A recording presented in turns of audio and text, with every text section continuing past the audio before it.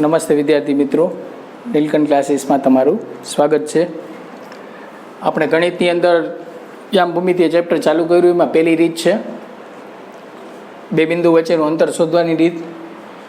માં 3 દાખલા જોઈ ગયા આપણે. ચોથો દાખલો કે નીચે આપેલ બિંદુઓની જોડ વચ્ચેનું અંતર શોધો. નીચે જે બિંદુ આપ્યું છે એની વચ્ચેનું અંતર શોધવાનું છે. દાખલો થોડોક વિશિષ્ટ છે. અહીંયા આંકડા આપ્યા નથી, એની બદલે a b a-b આપ્યા છે. આવો દાખલો તમારે 2 માર્કમાં પૂછાય. જોઈ લે આપણે આપણા સૂત્ર મુજબ પહેલી કિંમત કૌંસમાં x ની થાય, બીજી કિંમત y ની. અહીં પહેલી કિંમત x ની, બીજી કિંમત y ની. તો આ પહેલી કિંમત x ની એટલે x1 બરાબર 1 a થશે, y1 બરાબર b થશે, x2 બરાબર -a અને y2 બરાબર -b.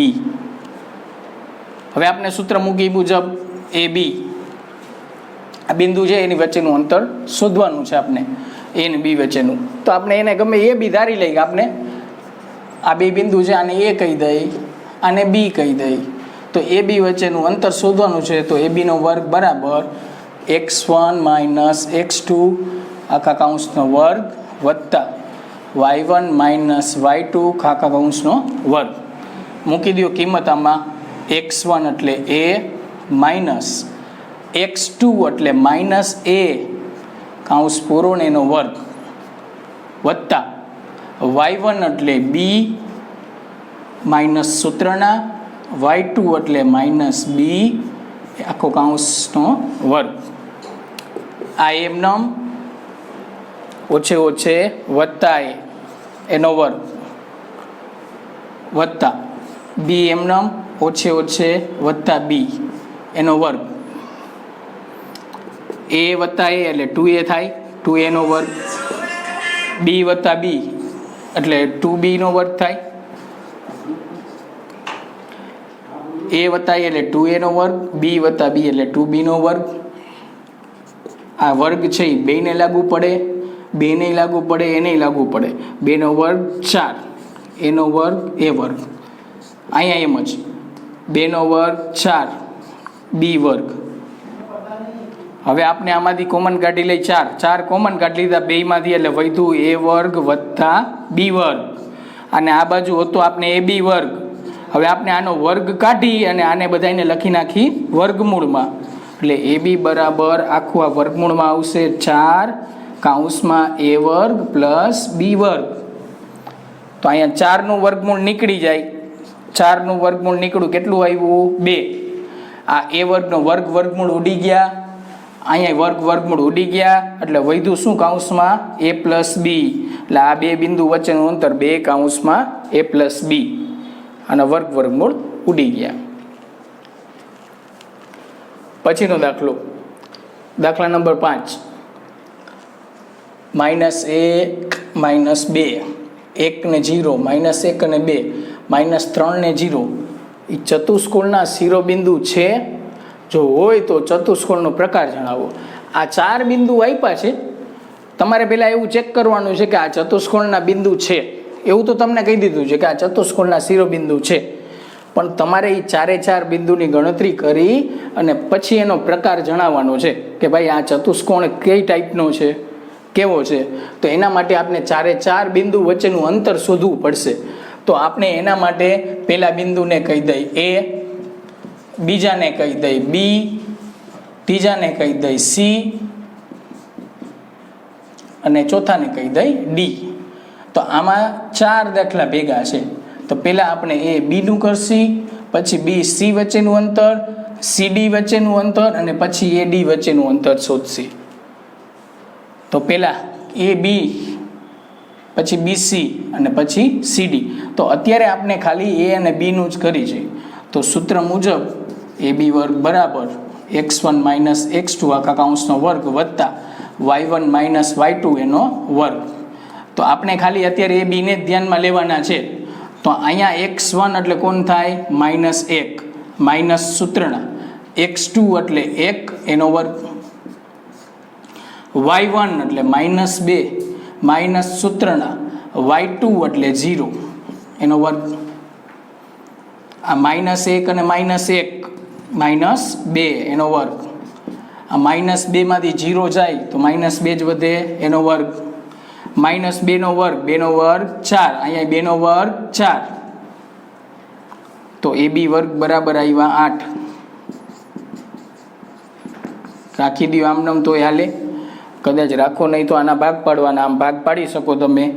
AB બરાબર 8 છે તો 4 દુ 8, 4નું વર્ગમૂળ નીકળે 2 અને 2નું ન નીકળે એટલે 2 વર્ગમૂળમાં 2. આ 4નું વર્ગમૂળ 2, 2નું નીકળે નહીં એટલે એને રાખ્યા વર્ગમૂળમાં, એટલે AB બરાબર 2 વર્ગમૂળમાં 2. આમ તમે ભાગ પાડો તોય ભલે અને ખાલી 8 રાખી દો તોય ભલે, પડતા હોય ત્યારે ભાગ પાડી નાખવાના. આ AB મળી ગયો. હવે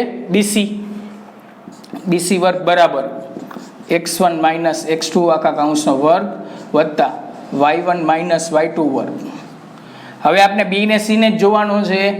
x1 એટલે કોણ થશે 1, માઇનસ x2 એટલે કોણ થશે -1 કૌંસ પૂરો એનો વર્ગ, y1 0, y2 -2 એનો વર્ગ, ઓછે ઓછે વત્તા 0માંથી 2 જાય તો 2 જ વધશે, 2નો વર્ગ એટલે 2નો વર્ગ કેટલો થશે, સીધા 4 કરી દઉં છું અહીંયા, 1 ને 1 2 ને 2નો વર્ગ 4. આ -2નો વર્ગ એ કેટલો થાય 4. આ 4 ને 4 કેટલા આવ્યા 8, એટલે BC વર્ગ બરાબર 8 આવ્યા.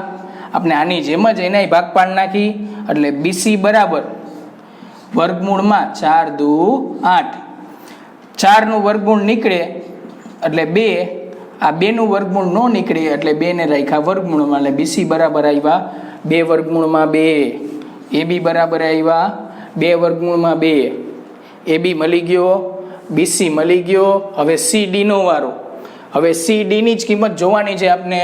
CD વર્ગ બરાબર x1 - x2 આખા કૌંસનો વર્ગ વત્તા y1 - y2 વર્ગ. મૂકો કિંમત. x1 એટલે કોણ થશે -1,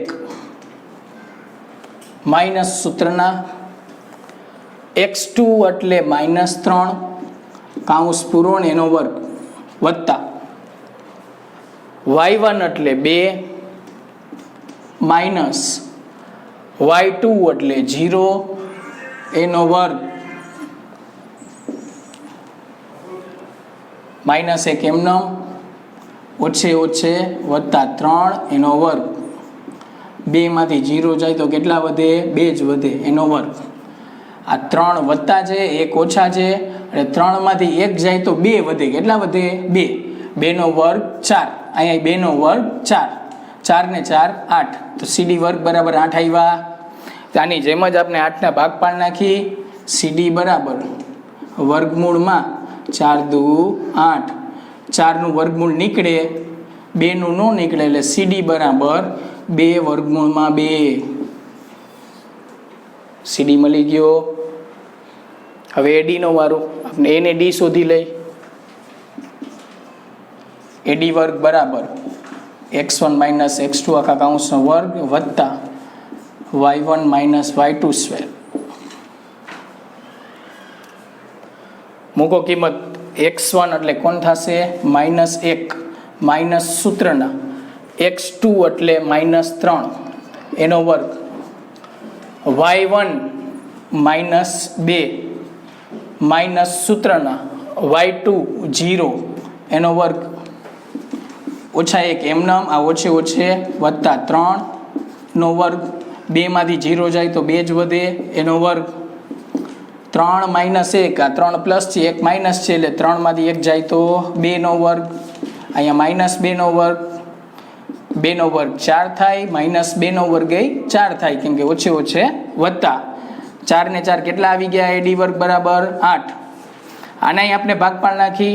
AD બરાબર 4 વર્ગમૂળમાં 2, આનો વર્ગ કાઢીને આને ચડાવ્યું વર્ગમૂળ, 4 દુ 8, 4નું વર્ગમૂળ નીકળે 2નું ન નીકળે, 4નું વર્ગમૂળ 2, આ 2નું ન નીકળે એટલે 2 વર્ગમૂળમાં 2 આનો જવાબ.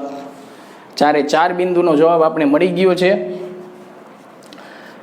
AB 2 વર્ગમાં 2, BC 2 વર્ગમાં 2, CD 2 વર્ગમાં 2, AD 2 વર્ગમાં 2. એનો મતલબ કે તમારી પાસે આ જે ચતુષ્કોણ છે આમ ABCD, ABનોમાં 2 વર્ગમૂળમાં 2 છે, BCનોમાં 2 વર્ગમૂળમાં 2 છે, CDનો 2 વર્ગમૂળમાં 2, ADનો 2 વર્ગમૂળમાં 2. તો મતલબ કે આ ચતુષ્કોણની ચારે ચાર બાજુના માપ સરખા છે. ચારે ચાર બાજુના માપ સરખા હોય કે જે ચતુષ્કોણની ચાર બાજુના માપ સરખા હોય એ ચતુષ્કોણને કહેવાય સમબાજુ ચતુષ્કોણ અથવા સમાંતર બાજુ ચતુષ્કોણ. કેવો કહેવાય? સમાંતર બાજુ, બધી બાજુના માપ સરખા છે, સબાચકો. એટલે આપેલ ચતુષ્કોણ સમાંતર બાજુ ચતુષ્કોણ છે. તમને કીધું હતું ને પ્રકાર જણાવો. તો સમાંતર બાજુ, કદાચ બે બાજુના માપ સરખા આવ્યા હોત, બીજા માપ અલગ અલગ આવ્યા હોત. માની લો કે ABનો અને BCનો માપ સરખો આવ્યો, CD ને AD અલગ આવ્યા, તો જે બે બાજુના માપ સરખા આવ્યા તો મતલબ કે ચતુષ્કોણની બે બાજુ સરખી છે, બાકી બીજી બાજુ અલગ અલગ છે, તો એને કહેવાય સમદ્વિબાજુ. બે બાજુના માપ સરખા આવ્યા તો સમદ્વિબાજુ. આવા ચતુષ્કોણના પ્રકાર તમે ભણી ગયા 9મા ધોરણમાં. તો ચારેય બાજુનું માપ સરખા આવ્યા તો સમાંતર બાજુ ચતુષ્કોણ, બે બાજુના માપ સરખા આવે સમદ્વિબાજુ. એટલે તમારે આવી રીતના પ્રકાર શોધવાનો કહે એટલે જોઈ લેવાનું કઈ કઈ બાજુનું માપ સરખા આવ્યા, એના ઉપરથી નક્કી થાય. બસ આજે આટલું જ. વધુ આપણે પછીના વિડીયોમાં જોશી. અને પેલી રીતના દાખલા હોમવર્કમાં આપી દઈશ તમને. આ પેલી રીત પૂરી થઈ. અહીંયા આભાર.